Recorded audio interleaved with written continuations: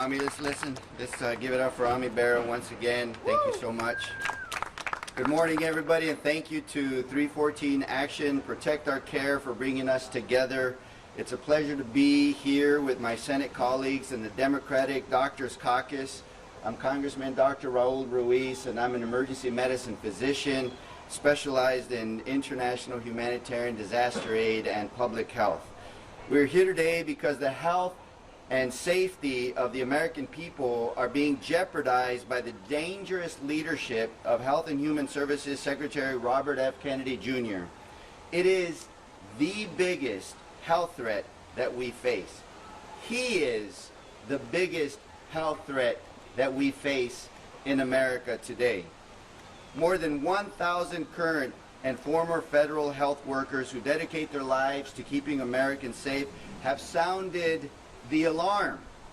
They are warning that Secretary Kennedy's reckless actions and inflammatory rhetoric are actively endangering the nation's health. In fact, with the recent shooting at the CDC, his inflammatory rhetoric is actively endangering the lives of CDC workers.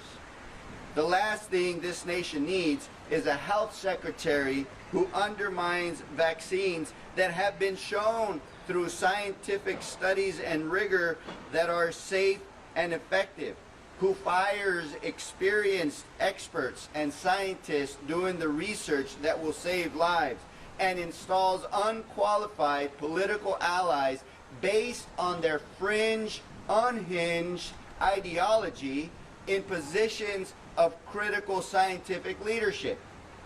He forced out CDC Director Susan Monares, a respected scientist with impeccable credentials, because she refused to rubber stamp his dangerous, unscientific, ideologically driven agenda. 4 senior CDC leaders resigned in protest, and he replaced them with individuals who push conspiracy theories and unproven treatments. That is not reform.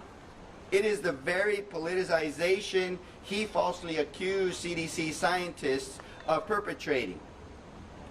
9 former CDC directors, Republicans and Democrats, serving both under Republican and Democratic administrations, have issued a chilling warning that Secretary Kennedy's actions have weakened life-saving programs that protect Americans from cancer, heart disease, infectious disease, and much more. They told us plainly this is unlike anything our nation has ever experienced. And this is unacceptable. The American people deserve a health secretary who understands and uses science to protect families, that puts the public's health above politics. Secretary Kennedy has proven he cannot and will not do that. That is why today I join the Democratic Doctors Caucus and the chorus of health professionals, public servants, community leaders, CDC workers, scientific experts, the bench researchers, in demanding his resignation now. And if he will not step down, then Congress and the President must act to remove him. Our nation cannot afford a health secretary who undermines science, dismantles protections, puts lives at risk, our children's lives at risk.